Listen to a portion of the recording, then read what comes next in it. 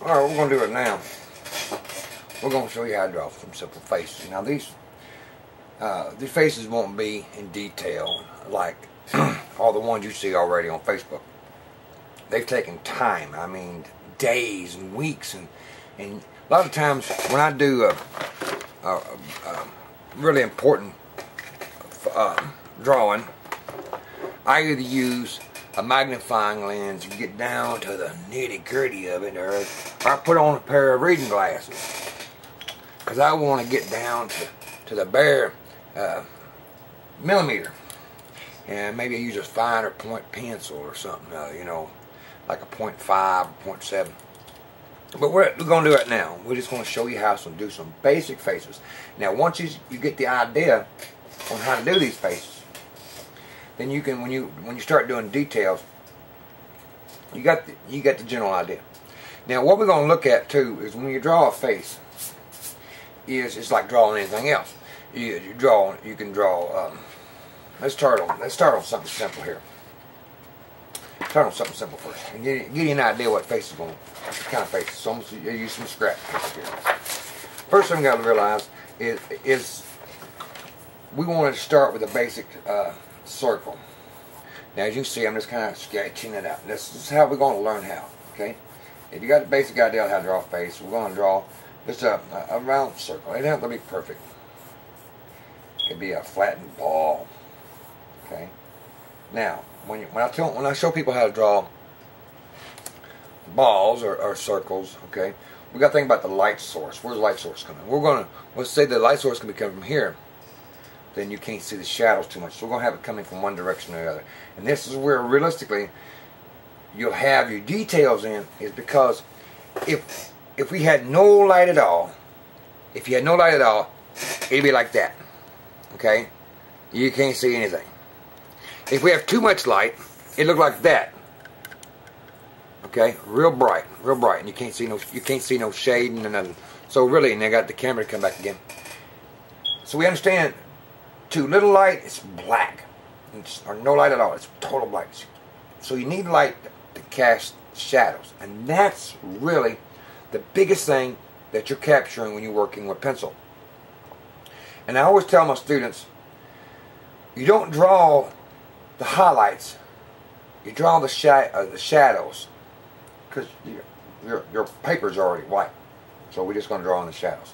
So if we're going to look at the light source coming in from the top right corner here, that's what we're going to pretend it's coming in, okay?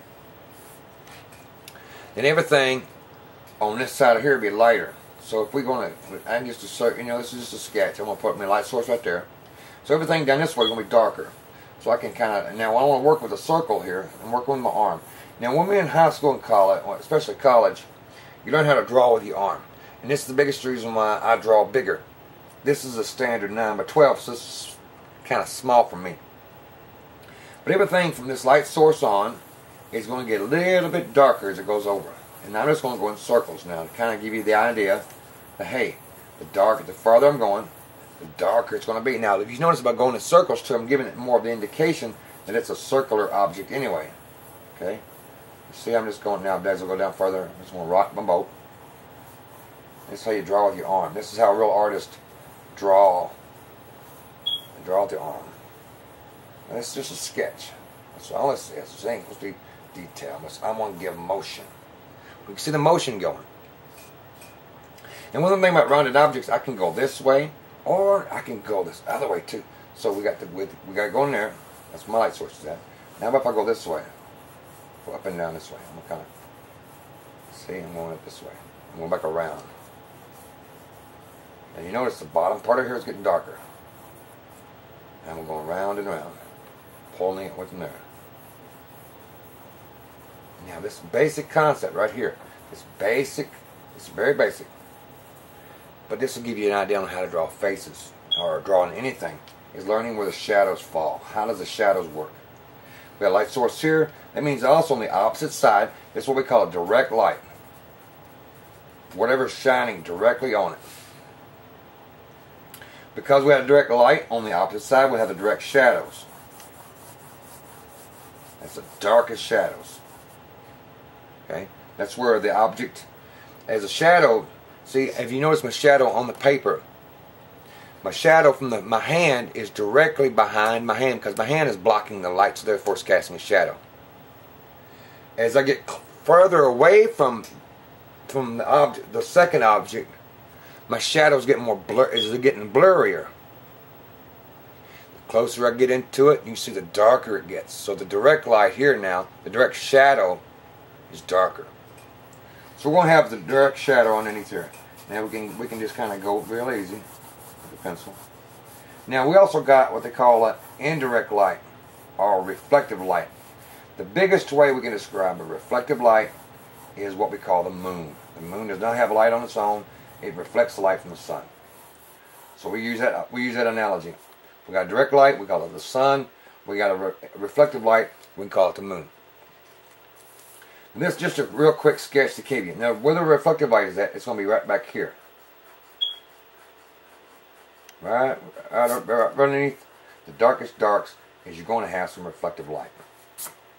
That kind of gives you indication that this object is round because the light source is hitting it here, but it's also hitting on the backside. That's like when you see the moon is a crescent moon, okay? Because it's still hitting it on the backside there, okay? So we got the darkest darks here. I'm gonna give it some more shadows. I can just kind of go in and get some shadows here.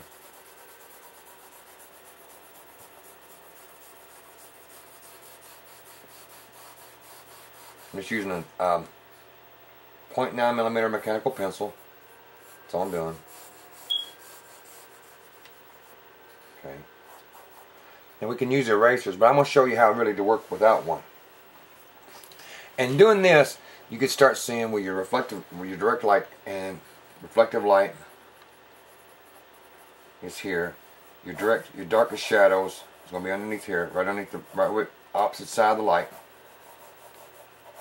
And you're going to have also indirect shadows, just kind of, it's not so dark there.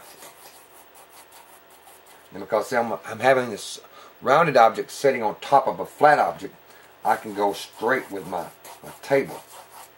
But I don't want to do the same thing on the ball. You notice the way I'm sketching the ball is I'm going around with it, feeling it. The biggest thing I tell people when you draw something is feel what you're drawing. Where you're going with what you're drawing. Your sketches don't have to be perfect.